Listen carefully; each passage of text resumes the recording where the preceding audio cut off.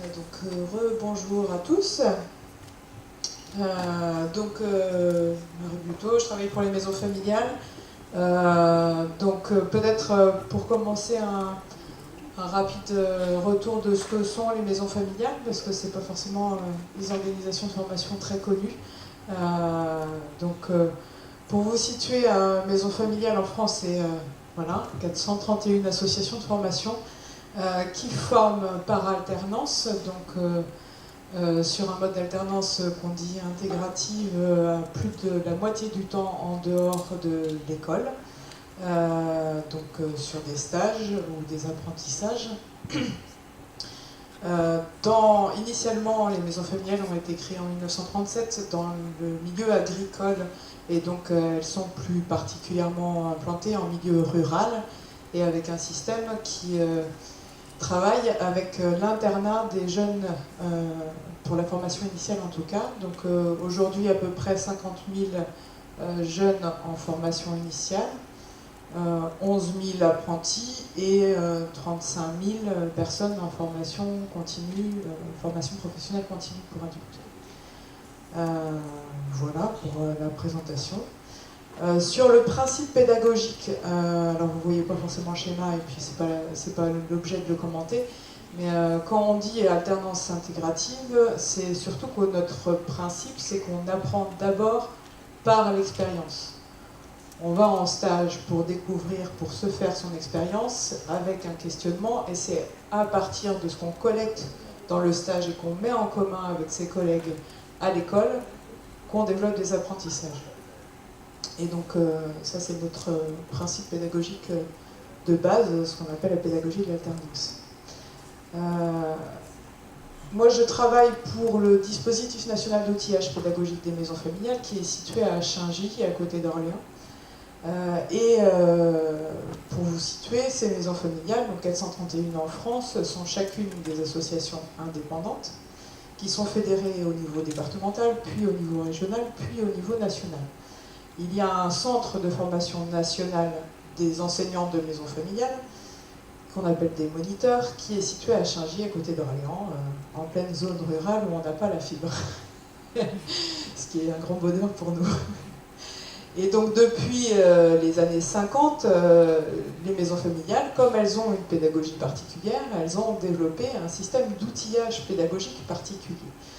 Pour permettre aux personnes, aux jeunes, plutôt à cette époque-là en formation, de pouvoir poser leur expérience sur papier pour avoir aussi accès à des contenus formalisés sur ces mêmes fiches qu'on appelait à l'époque des fiches pédagogiques. Bon, à l'époque, dans les années 50, forcément, les maisons familiales ne faisaient que de l'enseignement agricole, qu'en production. Aujourd'hui, les maisons familiales, elles font de l'enseignement agricole en production agricole, mais elles font de la formation boucher, boulanger, agroéquipement, elles font service à la personne, elles font un certain nombre, elles se déploient dans à peu près 70 filières de formation. Donc l'outillage pédagogique à l'époque où il n'y avait qu'une seule filière professionnelle, c'était relativement possible de rassembler des moniteurs pour créer des ressources pour tout le monde. On a, nous, notre propre dispositif de production avec notre propre imprimerie qui est située à côté de Paris. Donc voilà, ces ressources-là, elles ont été créées au fil du temps de manière assez pertinente. Et puis, dans les années... moi, je suis arrivée au Centre national pédagogique en 2012. Il y avait déjà un diagnostic qui avait commencé à être posé pour constater que ces fiches pédagogiques, papier, était devenue d'une très très grande obsolescence, puisqu'elle n'avait jamais été revue et maintenue et mise au goût du jour. Et donc un fonds avec à peu près 15% de totalement obsolète et 75% qui nécessitait une mise à jour. Bon, après on est aussi à l'échelle des maisons familiales, c'est-à-dire qu'il devait y avoir 200 ou 300 références au catalogue. Donc on a un petit peu épuré le catalogue et puis on s'est penché un peu sur la question de ce dispositif d'outillage en se disant, à l'époque, dans les années 50, 60, 70, avec la diversification des formations, il y avait besoin de création d'outillage spécifique. Peut-être qu'aujourd'hui, il n'y en a pas besoin, ou il n'y en a plus besoin. Peut-être qu'on n'est plus en nécessité d'avoir notre propre système de production. Donc on a fait une enquête auprès des moniteurs de maisons familiales. On leur a posé la question, on leur a dit, bon, voilà, il y a un dispositif d'outillage pédagogique, qu'est-ce que vous en attendriez s'il devait continuer ou se redévelopper? Et ce que nous ont dit nos collègues, c'est finalement on a besoin d'éléments de contenu à jour, pertinents, on a besoin de méthodologie, de manière de concevoir notre pédagogie, parce qu'elle est un peu particulière et on n'est pas forcément habitué à concevoir la pédagogie au-delà du descendant, parce que ça ne fait pas partie de la culture dominante française, malgré tout. Et puis on a besoin finalement de pouvoir avoir ces petites briques et de pouvoir faire nous-mêmes. Finalement, ils nous disent, on a besoin d'une grande boîte à outils, avec les éléments qu'on peut assembler comme on veut, et puis laissez-nous faire nos séquences comme on le souhaite, mais avec des ressources qui soient un peu choisies. Et puis le deuxième élément, c'était, mais on a besoin d'échanger entre nous. On a besoin de collaborer entre nous. Moi, je suis, alors je prends un exemple, je prends souvent le même. Hein. Moi, je suis moniteur, je fais des cours de compta-gestion en agroéquipement, en BTS, à Aix. Alors, c'est pas vrai parce qu'il n'y en a pas à Aix, mais... et puis, je suis un peu tout seul dans ma maison familiale parce qu'il n'y a que moi qui fais ça. Donc, j'aimerais bien trouver un collègue qui fait la même chose et qu'on puisse échanger nos ressources. Donc c'était un peu les éléments de constat, en tout cas ce que nous ont dit les collègues quand on les a questionnés. Donc un taux de retour d'à peu près 12%. Et donc à l'issue de ça, on a finalement posé la question, alors bon, les schémas ils sont lisibles surtout pour nous, mais on a posé la question à nos conseils d'administration, au conseil d'administration de l'Union nationale des maisons familiales, en leur disant finalement on a 4 hypothèses. Soit on arrête. Le premier, le modèle A, c'est finalement ça, où on continue tel qu'on était, c'est-à-dire qu'on continue à fonctionner sur nous-mêmes. On n'est ni ouvert sur les expériences qui existent à l'intérieur du réseau, ni ouvert sur ce qui se passe à l'extérieur. Et, je suis désolée. Et finalement, en étant ni ouvert sur l'un ni sur l'autre, on va mourir de notre belle mort et puis on ne servira plus à rien. Le deuxième axe, le modèle B, c'était de se dire finalement, dans les 431 maisons familiales en France, tous les jours, il y a des collègues et des moniteurs qui font des trucs géniaux, mais on ne le sait pas. Et on est incapable de le voir. Et donc, déjà, si on pouvait développer une veille interne et une capitalisation des pratiques pertinentes, on pourrait déjà développer de l'outillage par ce biais-là. Et puis l'autre hypothèse, donc le modèle C, c'était de se dire, à l'extérieur, il y a énormément de choses pertinentes qui se font, et on n'a pas de système de veille, on n'est pas capable de les identifier et de pouvoir les mobiliser dans notre pédagogie. Donc on pourrait développer en ouvrant davantage à l'externe et en mobilisant des ressources qui ont été créées par d'autres, parce qu'on n'est pas non plus obligé de tout recréer tout le temps. Finalement, le conseil d'administration, il a choisi le modèle D, le plus ambitieux, c'est-à-dire à la fois ouvert à l'interne et ouvert à l'externe. Et le moyen qui a été choisi pour mobiliser ça, c'est une plateforme. Donc c'était à la fois pour répondre à des enjeux éducatifs et pédagogiques liés aux évolutions sociétales, c'est aussi se dire, nous on a des jeunes qui ont 14-15 ans aujourd'hui, qui se trouvent être nés dans une société numérique et où on a un enjeu d'éducation auprès de ces jeunes-là. Et ça faisait partie des choses que Laurent et moi, qui portons un peu ce projet depuis le début, on portait très fortement parce qu'on se rend compte que c'est un vrai enjeu de fracture dans nos sociétés aujourd'hui et certainement demain sur les accès au numérique. Donc ça c'était un premier élément de réponse, c'est un positionnement de l'institution sur des réponses éducatives. Et puis un deuxième élément, et finalement ça pose les deux objectifs de cette plateforme, c'est à la fois sur les objectifs éducatifs et pédagogiques vis-à-vis des personnes qu'on accompagne en formation et vis-à-vis des salariés de l'institution, de permettre l'information et la collaboration en interne. Il y a ces deux dimensions-là.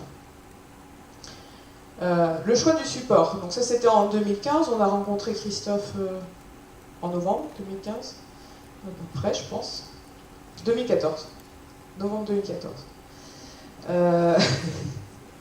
Non mais j'ai revu quand même avant. On voulait un outil qui soit ouvert, évolutif. On est toujours persuadé dans chacune des institutions, et je pense que c'est vrai pour les maisons familiales comme pour d'autres, d'être un peu unique. Donc on voulait un outil qu'on puisse faire un petit peu à notre main.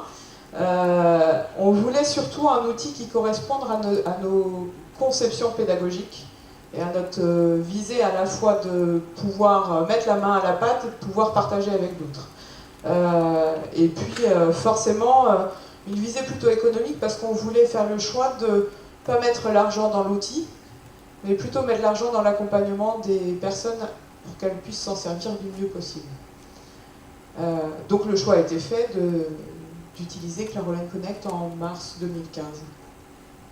Et puis après, bon, voilà, pour vous situer, quand je parle de Laurent et moi, c'était un mi-temps partagé sur l'outillage pédagogique au niveau national pour les maisons familiales. Donc voilà, autant dire qu'on n'était pas nombreux. On s'est dit, finalement, si on veut travailler et puis voir comment les outils numériques servent notre pédagogie aujourd'hui, c'est pas nous, à Shingy, formateurs de formateurs, qui allons savoir comment ça marchera le mieux. Donc on s'est dit, finalement, on va faire comme nos collègues de maisons familiales ont fait il y a déjà quelques années, c'est-à-dire qu'ils ont essayé, puis ils ont échangé entre eux, puis à partir des échanges, ils ont construit quelque chose qui s'est appelé la pédagogie de l'alternance. Mais au début, ils ne savaient pas vraiment ce qu'ils faisaient, ils ont voilà, procédé par essai-erreur. Donc on a fait finalement un appel à expérimentation auprès de toutes les maisons familiales de France, de toutes les fédérations départementales, régionales, auprès de l'Union nationale, les collègues nationaux, et puis auprès de nos propres collègues du centre de formation de formateurs à Shingy. Donc sur la première année 2015-2016, il y a eu à peu près 35 projets de maison, une dizaine de fédérations et une dizaine de projets nationaux. Donc des projets nationaux qui ont touché aussi à l'international parce qu'il y avait un dispositif de formation dans la coopération internationale entre maisons familiales. Et donc cette expérimentation nous montre les intérêts que peuvent avoir certains outils dans notre pédagogie particulièrement. On a aussi mis en place tout un système d'évaluation. Et donc 2016-2017, là cette année, on est reparti sur un autre appel à expérimentation pour l'année qui vient. Enfin pour l'année qui est en cours. Donc voilà, juste pour vous situer un petit peu, il y en a un peu partout en France sur les deux vagues d'expérimentation. Un peu moins nombreux cette année parce qu'on a un peu plus ciblé les objectifs, parce qu'il y a eu beaucoup d'arrêts sur la première année. Peut-être pour situer, ni mon collègue Laurent ni moi ne sommes techniciens. Donc on est parti sur cette hypothèse à partir de l'écoute des besoins qu'on avait fait. Et en se disant, il doit bien y avoir des outils qui correspondent à ce qu'on veut faire, et puis on apprend nous aussi en marchant. Donc on a été dans une première boucle en haut, où, alors j'ai pris ça d'un article, mais où c'est promesses, fantasmes, technoïdes, enfin bon, on ne sait pas trop bien où on va, mais on y va. Et on arrive, nous, aujourd'hui, à la phase où on va être dans la massification, c'est-à-dire que là, on est sur une phase encore confidentielle pour les maisons familiales, il y a 3000 comptes, 2500 comptes sur la plateforme aujourd'hui. En avril, on va passer tous les salariés, donc les salariés c'est 10 000. Et puis si on commence à passer tous les jeunes et les adultes en formation, c'est 90 000 par an. Dans notre système, on ne conçoit pas qu'il n'y ait pas les familles et les maîtres de stage, donc on multiplie par 3 pour un apprenant, et donc on peut très vite arriver à un volume conséquent. Ce qui donne un peu le tournis. On n'est pas bien sûr de là où on va pouvoir avancer. Ce qu'on a quand même construit au fil de l'eau, c'est qu'il y a besoin d'accompagnement, il y a besoin de formation. Donc on est, à partir de la première année d'expérimentation, on a constitué un référentiel de compétences, parce qu'on est des pédagogues. Et donc on s'est dit, voilà, il y a un premier niveau d'usage, il y a un deuxième niveau d'usage, voilà. Et donc on est là sur l'année 2016-2017 sur la phase pré-lancement où on forme tous nos collègues nationaux de l'Union nationale, du Centre national pédagogique. Et sur l'année 2017-2018 et 2018-2019, on va former toutes les équipes de maisons familiales de France.